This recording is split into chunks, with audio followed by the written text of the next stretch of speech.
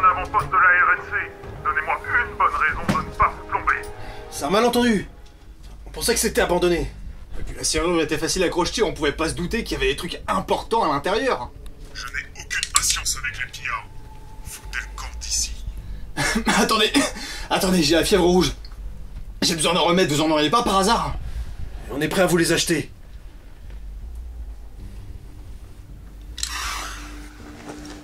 Les remèdes sont à la frontière sud. Tout ce que j'ai, c'est un peu de sérum pour atténuer des symptômes. Écoutez, on est trafiquants d'œuvres. En échange d'une bouteille, on peut vous filer, je sais pas, des livres, des DVD, des holodisques. Vous avez intérêt à avoir une excellente série en stock. Figurez-vous que j'ai exactement ce qu'il vous faut.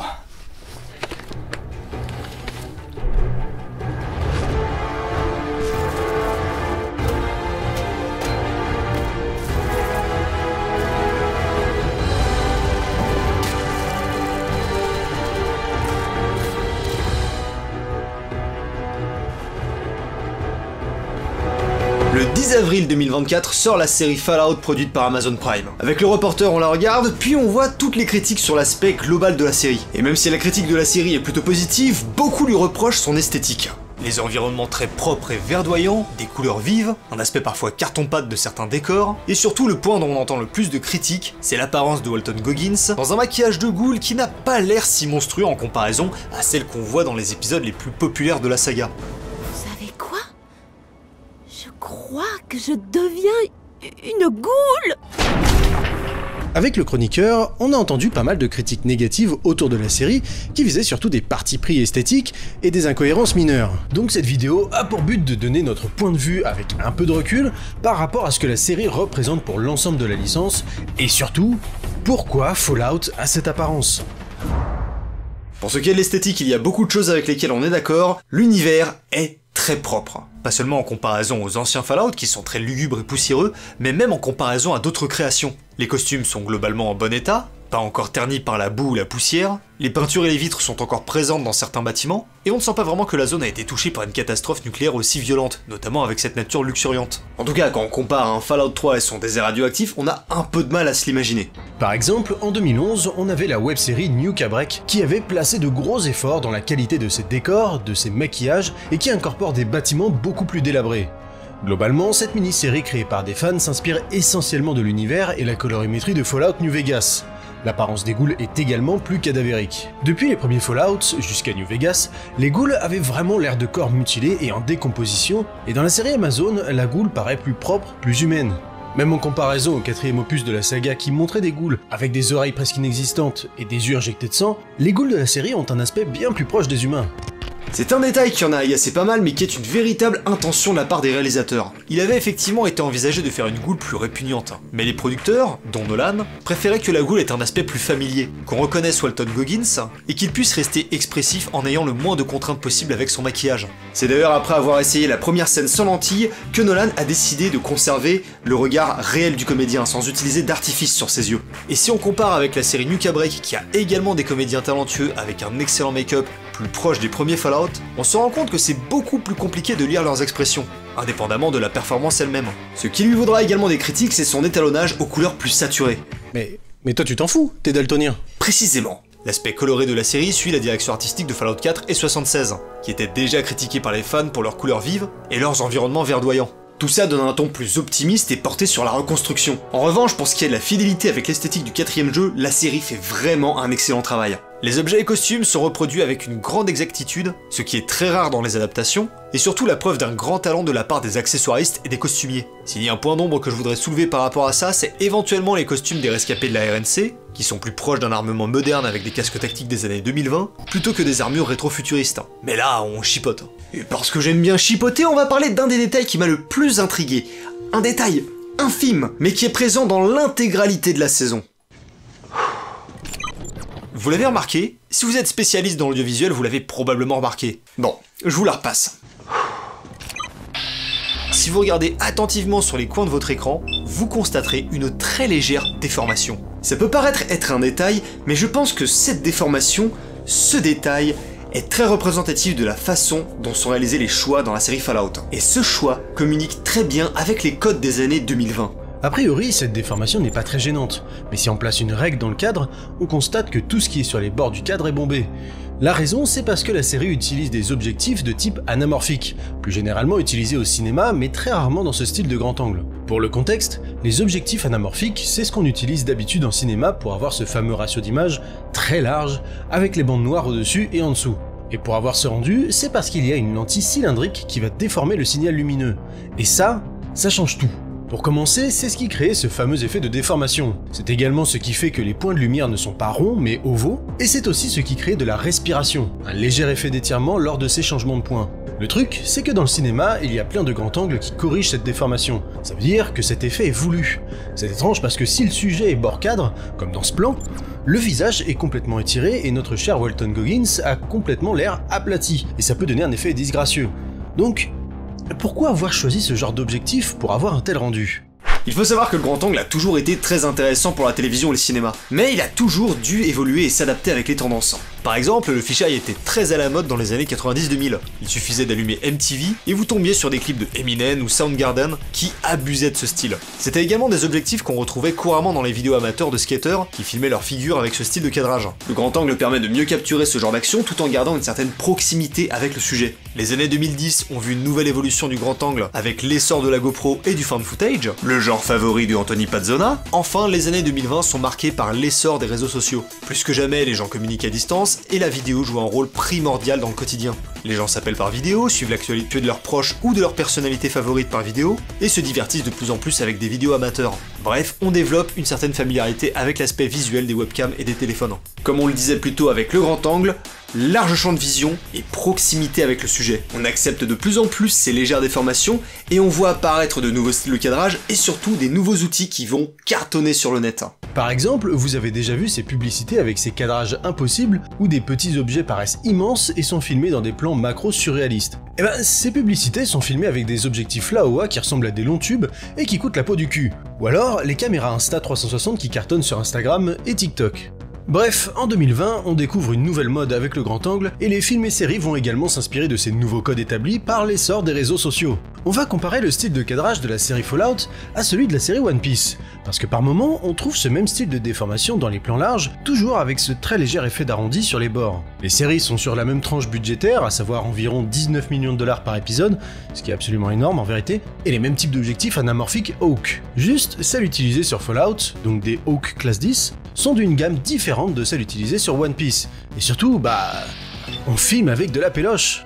Cinéaste. Les deux séries sont filmées en Super 35, mais Fallout va carrément chercher le grain de la pellicule. Effectivement, beaucoup de chefs opérateurs vous diront que la pellicule, ça a un meilleur rendu, ça donne du grain, de la texture. Ça, c'est un peu des débats de techos, mais déjà ce qui se passe, c'est que le spectateur moyen ne voit pas la différence, et parmi les professionnels, certains disent que c'est mieux, mais souvent gâché par les conditions de visionnage. Compression, visionnage sur écran HD plus répandu que la 4K, etc.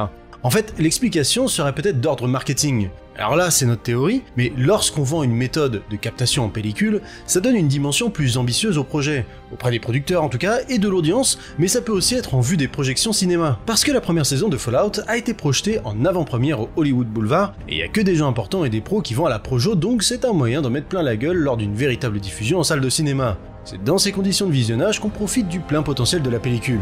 Le problème, c'est que comme la série est diffusée via le net, sur des écrans d'ordinateur ou des télés de salon, on peut pas en profiter comme si on était dans une projection en salle de cinéma. Ce que je vais dire là n'est qu'une théorie, mais ça peut être une volonté de reproduire l'effet qu'avaient les télévisions à tube cathodique qui avaient également ces légères déformations. De cette manière, on profiterait de la série rétro-futuriste avec une méthode moderne qui fait écho à notre passé. On entend la critique de certaines personnes qui trouvent que la série a un aspect cheap, avec ses effets pratiques qui peuvent donner un côté nanar de SF des années 60. À nos yeux, c'est juste dans l'esprit et le ton de la série, et c'est une chance d'avoir une grande partie de ces effets qui sont présents à l'écran. L'apparence est tout de même très différente des premiers Fallout, qui avaient une ambiance très terne et monochrome. Ce choix fait également sens avec le ton plus décalé de la série qui ose une tendance plus humoristique que dramatique. Même si les premiers Fallout ne manquaient pas d'humour et de satire, forcément avec Graham Wagner à la production, il fallait s'y attendre. Le gars a produit des séries humoristiques comme The Office, Silicon Valley et Portlandia, également avec Kyle MacLachlan. Donc c'était évident que la série prenne cette tournure. Déjà parce que c'est cohérent avec les profils qui sont dans la production de cette série, mais surtout parce qu'elle doit adapter le ton de l'univers de Fallout. À titre personnel, je trouve que l'humour de la série coïncide parfaitement avec celui des jeux. C'est très graveleux, c'est gore, beaucoup de blagues sur le cul, l'inceste, la violence gratuite. Ça me fait énormément penser au premier Fallout qui avait également des blagues très acides. Et on va vous en dire plus dans un instant, mais je me dois de vous prévenir, on va bientôt traverser la frontière du spoiler. Je vous donne pas de timecode cette fois-ci parce que ça va directement vous envoyer en fin de vidéo, donc si vous n'avez pas encore vu la série, allez rattraper votre retard si vous voulez voir ce qu'on va dire maintenant. Fallout, c'est quand même ultra violent comme série. C'est toujours traité avec énormément de légèreté, mais on est à la limite du tabou. Je pense notamment à la goule qui tue un adolescent. C'est déjà un acte rare dans les œuvres audiovisuelles en général, mais surtout le meurtre d'enfants a toujours été un grand questionnement au sein des jeux Fallout.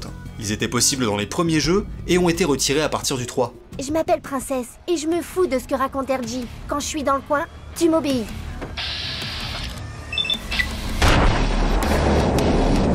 Sans cautionner le meurtre de gamins, bien évidemment, c'était tout de même une grosse responsabilité qui était mise entre les mains des joueurs des opus classiques. Et pour beaucoup, retirer cette possibilité revenait à aseptiser l'ambiance cruelle de la saga, mais également priver le joueur d'une fonctionnalité qui ajoutait de l'immersion dans cet univers post-catastrophe. Si dans les premiers jeux on aimait la possibilité que les enfants puissent mourir, ce n'est pas parce qu'on est des sadiques, c'est parce que cette possibilité démontre que nos décisions ont des conséquences graves. Faire des enfants vulnérables et capables de subir les dangers du nouveau monde, c'est une prise de position brutale qu'avaient les premiers jeux et que la série a choisi de reproduire. Et c'est pour ça que le passage où l'enfant se fait tuer est important. Il montre que les showrunners sont sensibles à cette notion de conséquence et que même les enfants ne peuvent être épargnés de la dure loi des terres désolées. Pour moi, le fait qu'un protagoniste se permette ce genre d'action, c'est la démonstration ultime que la série est prête à être politiquement incorrecte et choquante si cela peut servir la qualité de sa narration.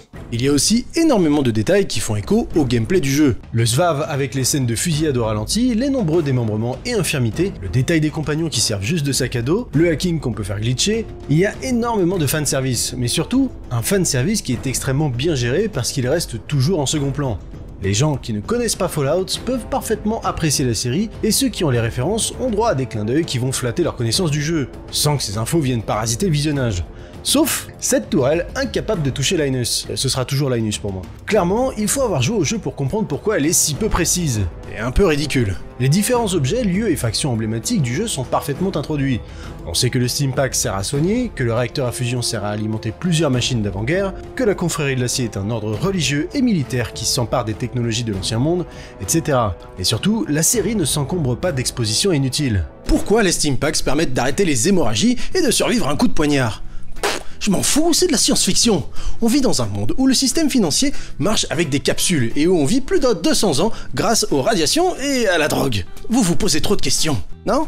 La série a tout de même le défi très complexe de rendre accessible l'univers de Fallout sans le dénaturer. Je veux dire, c'est quand même un monde post-apocalyptique basé sur l'uchronie d'un monde utopique et rétro-futuriste. Tout le monde n'est pas en mesure de saisir l'entièreté de l'univers de Fallout. Et les showrunners ont dû vulgariser cet univers pour le rendre compréhensible sur un format non interactif et plus court que les jeux vidéo. Le but étant de le rendre plus attractif, mais également plus inclusif. Et alors là, ça va se chauffer en commentaire, comme jaja. Un autre aspect qui en a énervé certains, c'est le côté, et je mets les guillemets, woke de Fallout. On vous apprend rien, les grandes sociétés comme Disney, Netflix et Amazon s'efforcent d'avoir des castings plus inclusifs. On a plus d'actrices et d'acteurs de couleur, plus de protagonistes féminins, plus de personnes en situation de handicap et de personnes trans qui sont représentées à l'écran. Bref, plus de personnages issus de minorités. Certains râlent et considèrent que c'est une propagande, un bourrage de crâne progressiste qui n'a rien à voir avec l'univers de Fallout. L'exemple le plus controversé étant l'acteur Xelia Mendes-Jones, un homme trans qui incarne l'aspirant Dane dans la série. Si on suit à ce qui est canon dans les jeux Fallout, il est possible de faire de la chirurgie esthétique en cours de partie, mais pas de changer de sexe. Maintenant, l'univers canon de Fallout inclut des mutants, des ghouls qui vivent pendant des siècles, des synthétiques qui se déguisent en humains, et même des extraterrestres. Je vois pas pourquoi on pourrait pas avoir de personnes trans dans cet univers, autant que dans le nôtre d'ailleurs. D'autant plus qu'il y avait déjà de la représentation LGBT dans les premiers jeux.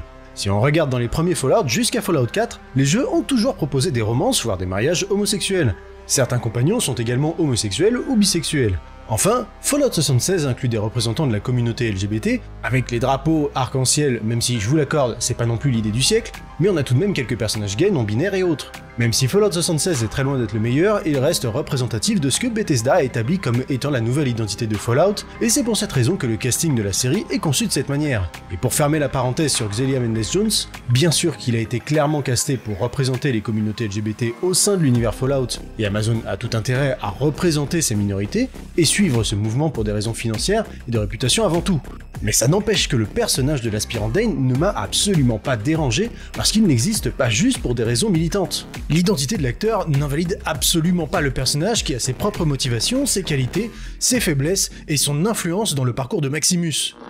On entend aussi des critiques concernant le parcours des personnages, notamment le fait que les héros se croisent constamment par hasard. Mais les trois héros sont à la recherche du même MacGuffin, donc c'est inévitable que leurs routes se croisent à un moment. La série a bien sûr quelques défauts, surtout sur son dernier épisode qui prend énormément de raccourcis pour se précipiter vers la conclusion. Maximus n'a pas le temps d'être sanctionné pour avoir trompé la confrérie, une absence de conséquences que je trouve assez dommage. La Ghoul connaît finalement un point faible sur les armures assistées alors qu'elle n'a pas exploité cette faiblesse dans le deuxième épisode, et la réconciliation entre Lucy et la Ghoul est un peu rapide à mon goût. Je trouve également qu'on ne passe pas assez de temps avec Hank, le père de Lucy. Du coup, difficile d'avoir de l'empathie pour ce personnage qui n'apparaît qu'une quinzaine de minutes sur toute la saison. Même chose pour Lee Moldaver qui, malheureusement, a trop peu de temps à l'écran. C'est un personnage très intéressant car son histoire est puzzlée sur les différents épisodes et de façon non chronologique. La série nous montre un peu des origines du personnage, de sa relation avec la mère de Lucy, et son plan pour changer les Terres désolées. C'est un personnage qui est très complexe par rapport à son temps d'existence à l'écran, et j'aurais sincèrement aimé en savoir plus sur ce personnage sous-exploité. Après, tous ces commentaires concernent surtout le rythme du dernier épisode, qui aurait mérité d'être un peu plus long et développé, parce que dans l'ensemble, la série parvient parfaitement à établir les plans, les intrigues et les évolutions de chaque personnage.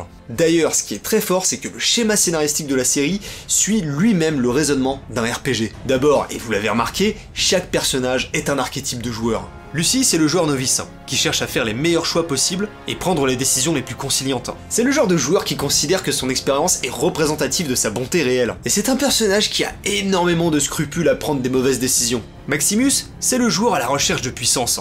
Même s'il a une volonté de faire le bien, en réalité, ses actions sont généralement motivées par le pouvoir qui va se matérialiser par un poste plus important au sein de la confrérie, puis par l'obtention de l'armure assistée. Pour le personnage de Cooper Howard, là c'est clairement la partie d'un joueur expérimenté. Il connaît parfaitement les règles et les moindres recoins du jeu, et sait exactement quel genre d'action entreprendre pour obtenir ce qu'il veut. Il est imbattable, pragmatique, cruel, bref, c'est un joueur qui ne s'encombre plus des décisions morales, mais uniquement de ce qu'il peut faire pour casser les règles du jeu et en prendre le contrôle. Ces personnages sont juste des parfaits archétypes de joueurs. On voit très bien comment chaque personnage se débrouille dans cet univers en fonction de ses compétences et de sa personnalité. Par exemple, les trois héros sont mis face au même problème, le gobber. Lucy, naïve, se fait surprendre par le gobber et se fait voler la tête nécessaire à sa quête principale. La Ghoul, elle, tente de la tirer en utilisant Lucy comme appât, et Maximus parvient à le vaincre à l'aide de son compagnon. Peut-être qu'on surinterprète, mais je vois dans ces scènes des scénarios différents dans un jeu de rôle en fonction des approches des joueurs. Toujours pour rester dans l'allégorie du jeu vidéo, on peut même supposer que la série est construite comme une aventure de RPG. La quête principale est établie au tout début de la série et résolue dans le tout dernier épisode. Mais les 6 épisodes du milieu, c'est complètement de la quête secondaire. Les personnages s'attardent sur des lieux et des événements qui n'ont pas de rapport avec leur objectif principal, mais ces découvertes et ces rencontres vont les faire gagner en expérience pour être mieux équipés et parés pour conclure l'histoire du jeu. Là voilà, la petite tueuse. Ella Purnell est un excellent protagoniste féminin. Lors d'une interview, l'actrice a dit que le personnage était une sorte de Ned Flanders dans un monde post-apo, ce qui résume très bien la gentillesse et la naïveté du personnage. Elle est très sympathique, a un objectif clair et quelques compétences pour survivre dans cet univers, mais pas suffisamment pour éviter un gros lot de problèmes de celui-ci. Elle a des faiblesses qui lui coûtent cher, essuie de lourds échecs, et elle regrette certaines décisions. Bref, c'est un protagoniste féminin qui est parfait pour servir de vaisseau au spectateur qui est dans un univers qui est complexe à appréhender. Je pense que c'est important de le préciser parce qu'on a récemment eu des adaptations avec des protagonistes féminins qui étaient mais affreux, je pense notamment à Sabrina, Star Wars ou encore le pire Captain Marvel. Des personnages sans faiblesse qui sortent des compétences incroyables de nulle part, qui n'ont pas à souffrir des conséquences de leurs décisions et qui se permettent parfois d'humilier gratuitement d'autres personnages. Dans la série, Lucy est introduite comme un personnage polyvalent. Elle sait faire de l'athlétisme, de la mécanique, du combat au corps à corps, du tir, etc. Suffisamment pour se défendre, mais pas assez pour garder le contrôle sur toutes les situations. Elle se fait souvent dominer par ses adversaires, subit des mutilations, des déceptions, et plutôt que d'envoyer chier les autres personnages, elle se montre gentille, conciliante et diplomate. Un détail que je trouve rafraîchissant, c'est que ce personnage a une sexualité très libérée, et propose enfin des solutions cohérentes face à un problème. Maximus est probablement mon personnage préféré. Dans le premier épisode, je craignais qu'il soit une vulgaire copie de film dans Star Wars. Tous les deux des jeunes acteurs noirs qui débarquent dans des adaptations de grosses licences, avec un rôle de soldat sous les ordres d'une armée suprémaciste, avec un énorme potentiel dramatique, et qui au final sont juste des soldats de seconde classe commis au récurage des chiottes. Sauf que là où Finn était limité à un rôle de comic relief que je trouve assez honteux, Maximus parvient à jongler entre un personnage drôle et touchant. On sent qu'il n'est pas en contrôle de ce qui lui arrive, et pourtant il n'accepte jamais la défaite et continue toujours de se battre. Il est prêt à mentir, subir des coups, et même à trahir les siens si cela peut lui permettre d'obtenir ce qu'il veut. Son compas moral le rend assez imprévisible aux yeux du spectateur, ce qui est assez rafraîchissant. Mais il n'est pas aussi mal intentionné que la Ghoul. Pour parler de ce personnage, je vais être obligé de faire un parallèle avec L'Homme en Noir de Westworld, également réalisé par Jonathan Nolan, et une de mes séries préférées. Du moins les 2 premières saisons, la Ghoul correspond à un archétype de joueur expérimenté qui cherche à casser le jeu, et c'est exactement le rôle de l'Homme en Noir dans Westworld. Ces 2 personnages sont déjà des combattants d'exception qui n'ont plus peur des dangers de leur environnement. Ils sont en fait à la recherche d'un secret bien plus complexe au sein de leurs univers respectifs, et pour ça ils ne s'encombrent absolument plus des notions du bien et du mal. En fait, avec ces 3 archétypes du jeu vidéo, on a également 3 archétypes du cinéma avec le bon, qui serait Lucie, la brute, qui serait la Ghoul, et le truand, qui serait Maximus. Ce côté Far West était déjà très présent dans le jeu Fallout New Vegas, donc c'est évident que le célèbre triangle de Sergio Leone a eu une influence sur la série. Toujours dans les références cinématographiques, certains d'entre vous auront remarqué le poster du film A Man and His Dog, dans le 6e épisode. Une référence très importante puisque c'est un clin d'œil au film A Boy and His Dog, qui a été une grande source d'inspiration pour les tout premiers jeux Fallout. La légende raconte que c'est même ce film qui aurait inspiré l'esthétique de Mad Max 2. On a parlé en détail du film dans les Chroniques du Chaos, donc on vous met le lien en description si vous voulez en savoir plus. Pour en revenir à la construction scénaristique de la série, il y a également des partis pris de Jonathan Nolan qu'on trouve plutôt ingénieux. Pour commencer, celui de raser Shady Sands.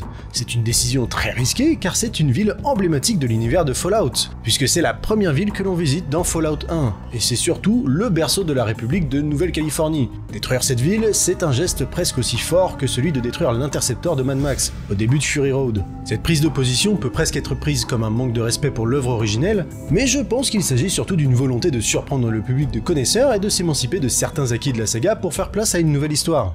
Et en parlant de nouvelle histoire, il y a une enquête très captivante entre les abris 33, 32 et 31, qui est très bien mise en parallèle avec les flashbacks de l'époque de Cooper Howard. C'est grâce à ces séries de flashbacks que les showrunners se permettent de proposer un nouvel élément canon dans l'univers de Fallout.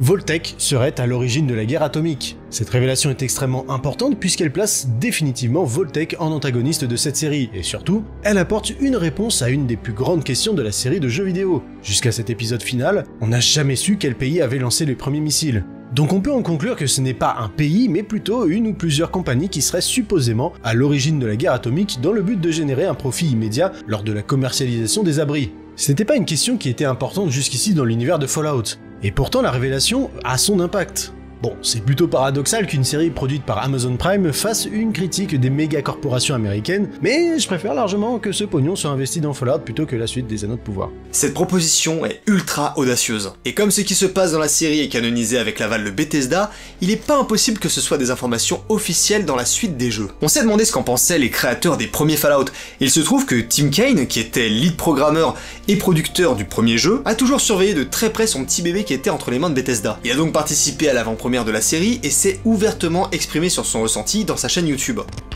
Watching Fallout on my TV was just as surreal as watching it in the theater. You know, they had huge sets, amazing production values on them, amazing props. The acting was phenomenal.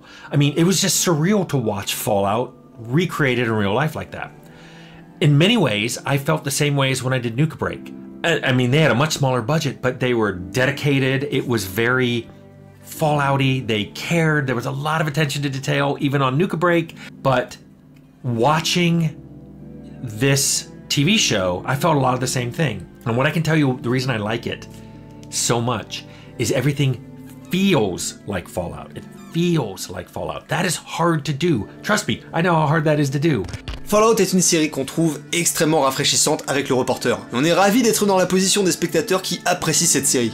C'est vraiment une série qui nous a fait du bien et à nos yeux c'est une des meilleures adaptations du jeu vidéo au format audiovisuel. Jonathan Nolan a fait un excellent travail avec cette série et en tant que fan de la saga. On fait souvent la blague en disant que Bethesda produit les jeux Fallout et que c'est les fans qui les subliment, que ce soit en créant des mods, en réalisant des bandes dessinées ou avec des costumes.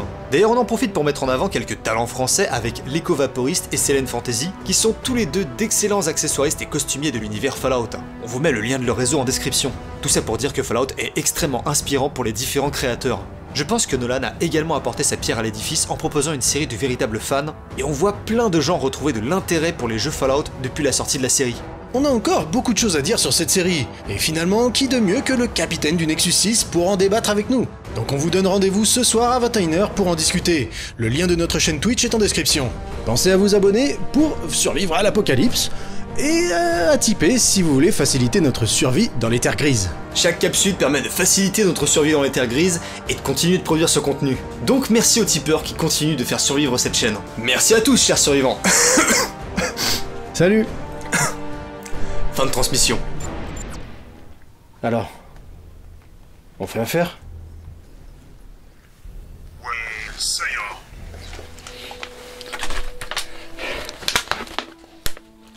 Par contre, j'ai une condition. Si vous remettez les pieds ici, vous avez intérêt à avoir les holodisques de la saison 2.